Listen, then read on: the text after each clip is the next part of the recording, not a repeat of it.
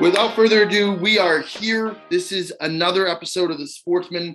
Due to some situations, our dear friend and sportsman, the ticket, is unable to join us. So we're going to be doing things a little bit differently today. I am leading the chat. Can you believe, Jet? First of all, Jet is with us. Welcome aboard. Happy to have you back. Can you believe I have probably done, I don't know how many Zoom chats for even just the Brilliantly Dumb show. I have never hosted a meeting. I had no idea what the fuck I'm doing here. This is unbelievable. I mean, you had to walk me through how to even record a Zoom chat. I need to be better. Yeah, I mean, it's tough. The thing is, Cutsy, it's like you're not going to change. So not even that you're going to change. Like there's no point. There's no point in you learning how to do it. It's just like we got through this one. We deleted stuff off your computer and we're good to go now. What's the saying? You can't teach an old dog new tricks. I think that's absolutely true in this situation. But anyways, let's get right into it. Jet, thanks for joining us. We always love having you on. Like I said, a little bit different format tonight, but I want to get into it right away. And I know you're excited to be back with us, as we're always happy to have you. I want to kick right into it. And I'm sure you've seen this. It seems like it's everywhere. This injury that we saw this past Monday night in the Bills and Bengals game with Damar Hamlin. What were you able to watch the game live? Were you watching it? What were your thoughts? And just overall, like, what does this do to football now? After seeing this, does that change the landscape of like what we have to do before games and the preparation for media, or not for media, but for medical staff on premise? And like, what's your thoughts about this? Because to me, it's just absolutely wild. Yeah. And I mean, it seems, I don't want to make any, claims. It seems that he's doing better, and he FaceTimed the team today. And like, everybody seems to be pretty excited about the direction he's headed in. Which is great. I wasn't even watching the game. I don't remember. I was probably working. I don't remember what I was doing. And somebody texted me. And I was in like a group chat, and they were like, did you see what happened in the game? Like, what's going on in the game? I was like, oh. So I turned it on, and it was right while they were all like surrounding him. And it was pretty crazy. I didn't know what was going on. It actually reminded me, do you remember, Christian Eriksen, right? Yes. I was watching 100%. That when that happened 2 years ago or a year ago. I think it was 2-3 years ago. It wasn't the Euros, right? It was in the Euro Cup. He was with Denmark. With Denmark, yeah. And the same, it was literally, he goes down. Now, yeah, he didn't take a hit, right? He just kind of went down, and the same, it reminded me so much of it. The guys were all surrounding him. That's a really good point. I forgot about that. That was the only other time I saw anything like that. Yeah, everybody thought that it like something horrible had happened, which did, but then they took him out the field, and everybody just kind of assumed the worst, and then he made a recovery, and he's playing again. And that was the first thing I thought of. Now, with him, he didn't take a hit. He just kind of like had cardiac arrest. He just went down. So this was pretty crazy. In terms of like changing, I don't think any changes are going to be made. Like in terms of the NFL will probably make changes in terms of medically, but again, like they're not going to. This was like, to me, it was a freak accident. It was horrible. You think he's ever going to be able to play again? I don't know. If he does recover, like God willing, it looks promising. Like he's in the right, he's entering the right protocols, and he's going the right direction. But I can't imagine, like, even if he does fully recover, like how is he going to be able to get back on the field and play again? Yeah, just like with given everything that happened, I don't know. I don't know if I'd be able to get back out there. And you almost have to think, like, how do the Buffalo Bills bounce back from that? I think it's either one of two things. Either it's going to just completely stunt them for the rest of the season moving forward, or they rally around this whole situation and play for him. And it's just like the driving force that could end up like rallying them to winning a Super Bowl. Well, I guess it could go either way.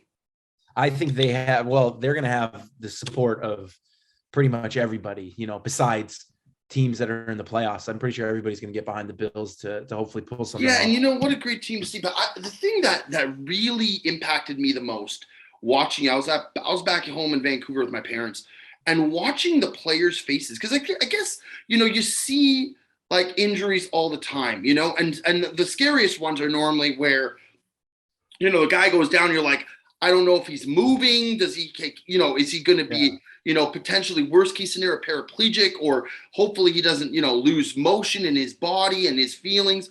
And then, normally even in that situation, they'll have them being carted off and they'll give like the thumbs up or something. And you're like, okay, at least the guy's going to be okay. This is a situation where like they didn't show it on TV, but like, I guess the players are watching there and they're like guessing like, is this guy going to make it out alive before they take him off the field? And you could just see like like Josh Allen was like shocked, and Diggs was like all of them. They're just absolutely befuddled. It was really eerie. I gotta say. I think it's set in because I think at first it's football. So guys get hurt all the time, right? Guys are going down and laying down. So I think also the way he went down, like he got hit, he got up, and then he went back down. Yeah, so that's like, I think it's set in pretty quick to people that like, this is not like a regular thing. Something is really wrong here. Yeah, I mean, anyways, well, our thoughts and prayers go out to him and his family, and hopefully he continues to recover. I just think it had to be discussed because it was just such a, I've never seen something like that in the middle of the game, to the point where the game really didn't matter anymore. And now they've actually gone ahead. The NFLP, the NFL has announced that they've canceled the game. They're not going to be playing it. And I guess now the playoffs are going to be based off of winning percentage rather than just record. So, I mean, I guess at this point of the season, it's too hard to reschedule a game, but it was such a big game that it was like interesting to see how they were going to handle it. But anyways, prayers go out to him and his family. Moving on to the NFL, I don't know if you saw this today, but another thing, some of these players, as good as they can be, it's just shocking to me, like the mentality that they have and the attitude. Did you hear what happened with Jadeveon Clowney? I saw a little bit about it. So just to make sure you're up to speed, he went on an interview yesterday and just trashed the Cleveland Browns, saying that he wasn't being given the same treatment as Myles Garrett, who was being given preferential treatment, and he wasn't, as good of a player as he was. He wasn't being put in a position where he could exceed. I didn't hear the interview. I just read this online, and apparently he just bashed the Cleveland Browns organization to the point where Stefanski today said he will no longer be playing for the rest of the season, because he did say that this would probably 95% be the last game he plays for the Cleveland Browns. I don't understand what drives a player, because this is not like a secondary player or somebody who's not exactly like skillful, to think that they're so much better that they have to cause drama. And you see it all the time. A lot of the time, I feel like it's receivers and it's DBs. In this case, it's a defensive end. What do you think about, like, what do you do, like a guy like this? If you're an NFL franchise, do you reach out and try to bring him on? Like, do you take a chance on this guy? I mean, he's kind of bounced around the league. He was an unbelievably high-end prospect for the Texans, bounced around. I think he was with the Seahawks, ends up with the Browns. And now he's causing drama. Do you just let him go? Or as a team who needs defensive help, do you try to bring this guy on? I mean, I think if he wants to keep playing, I think you'll see him.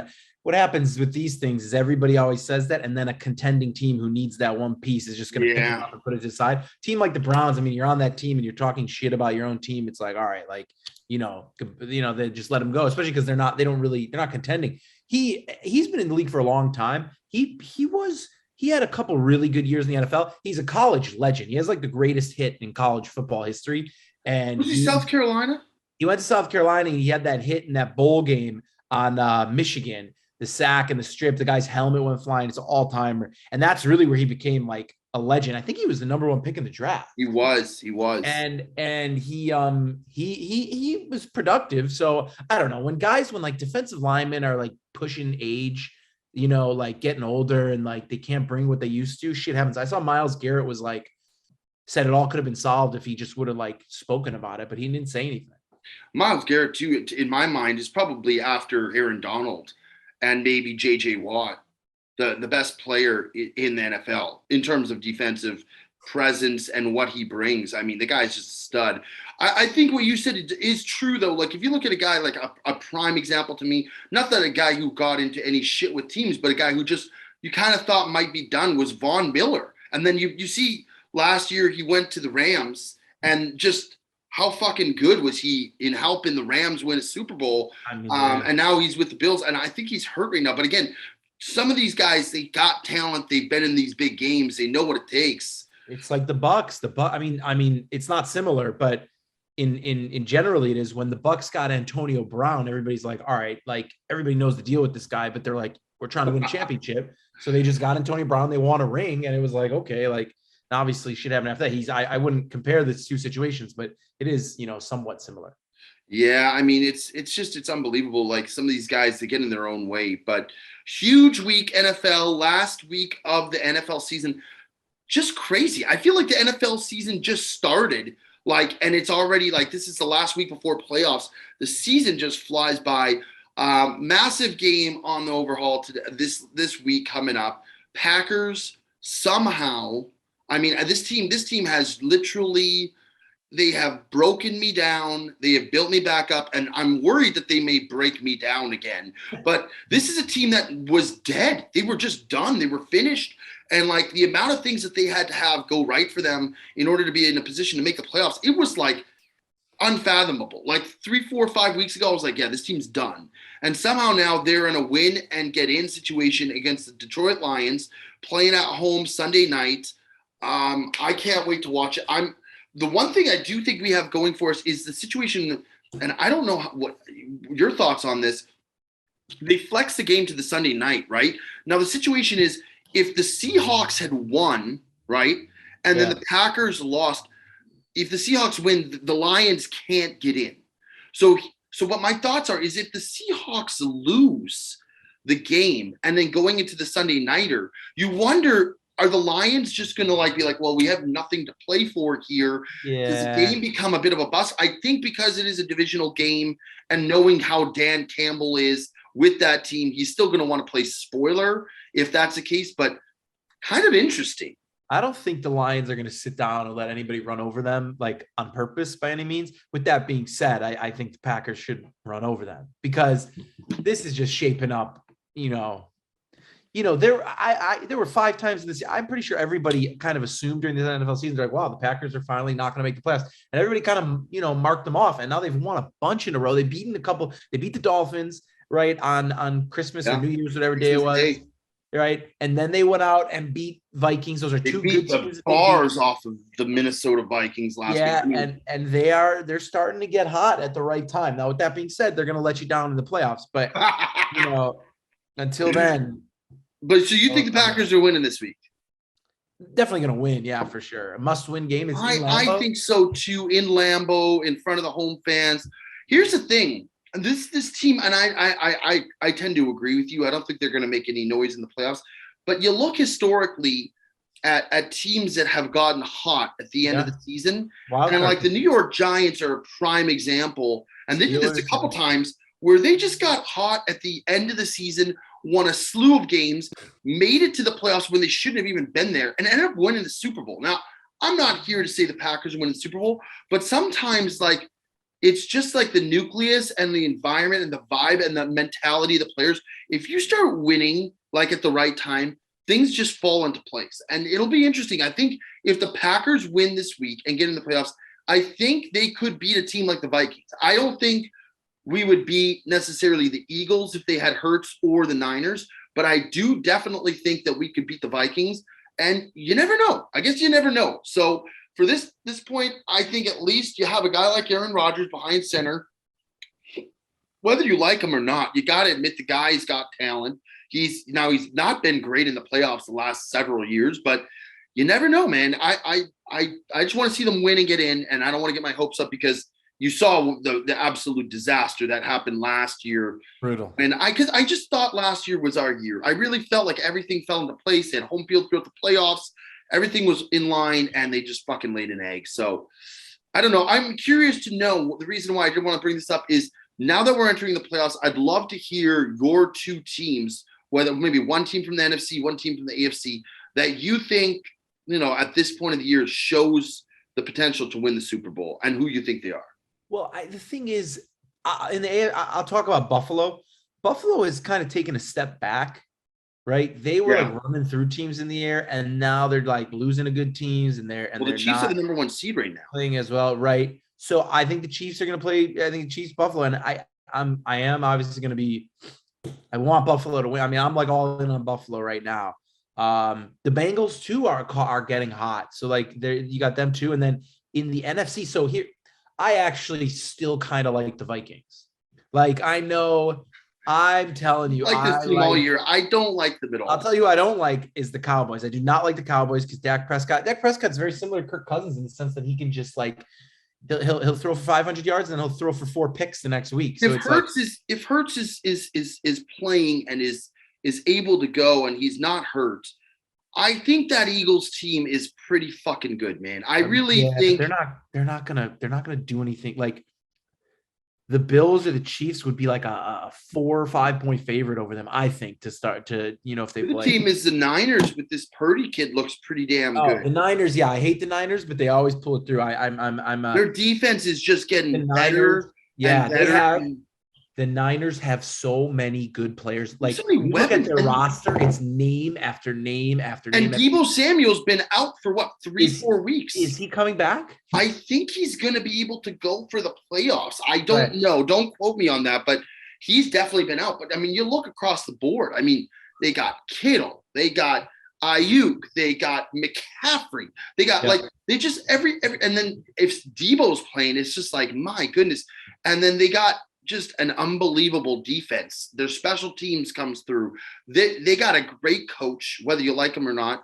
I think the coach is unbelievable. So so you like the Chiefs, you like the Bills in the AFC, and the NFC you like the Vikings. Is that what you're saying? I don't like the Vikings, but they would be my sleeper team in the NFC. I don't have a sleeper team in the AFC, but I like the Vikings. Give me in the AFC.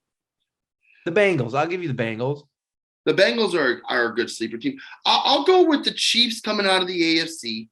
I think Mahomes looks so good. And then in the NFC, God, man, I tell you what, give me the Niners. I think that's too – if I had to give a sleeper pick, I would say, the one guy who I hate, who I can't stand, and I have to say you still have to give some recognition to him because he wins in the playoffs.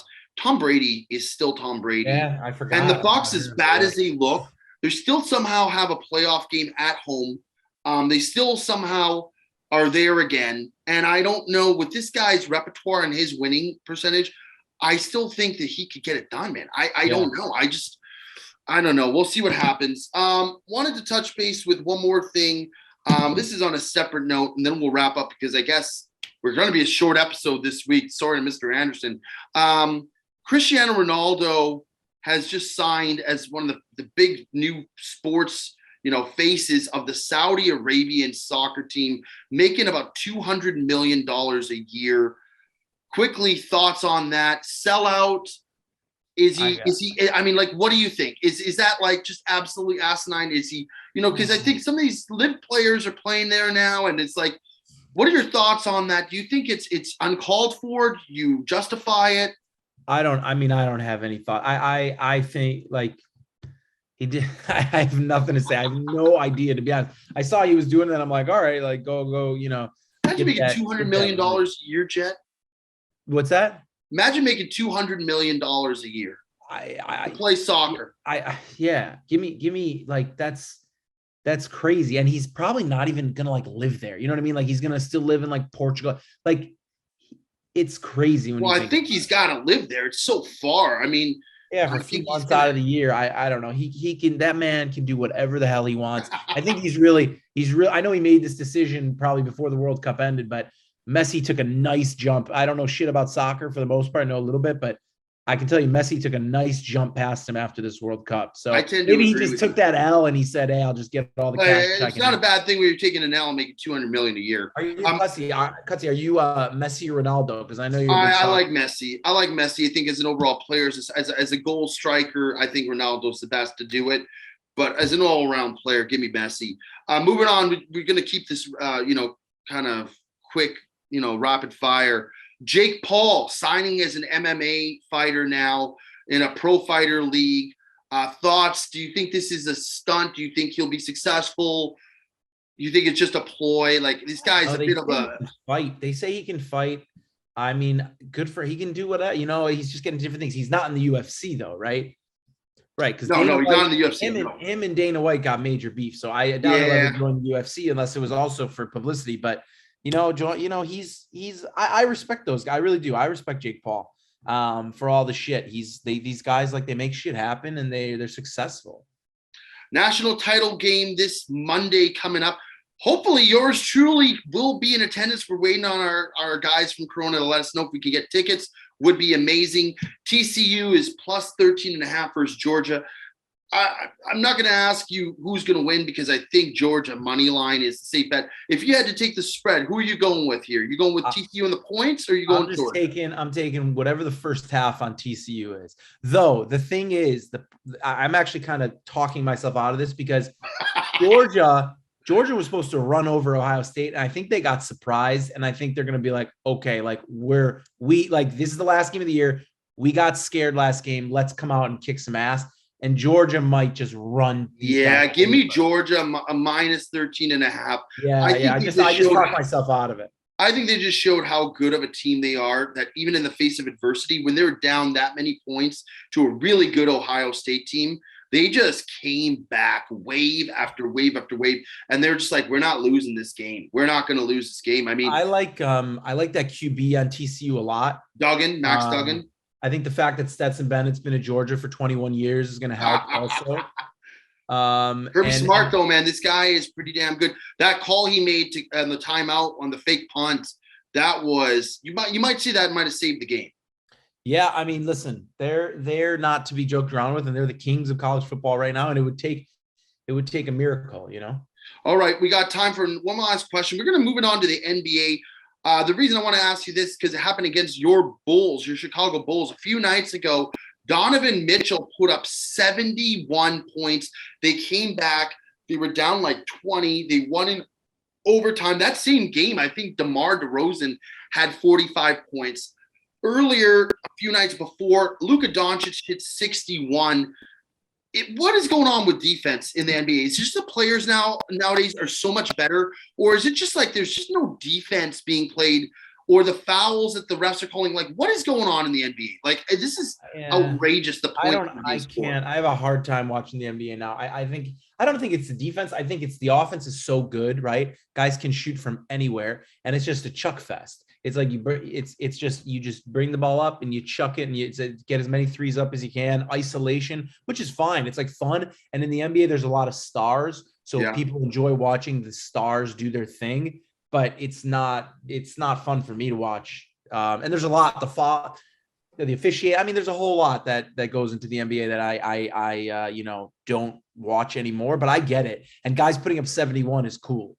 Like, it'll always it's cool to watch. I don't know. I do like a hard-fought defensive battle. I think the refs nowadays, they don't let them play nearly enough. That's what college basketball is for. Yeah, you watch NBA when I was growing up, like, 10, 15 years ago. These guys were like Shaquille O'Neal was playing. They were hacking the shit out of them. They were nowadays what the players have to go through compared to back then.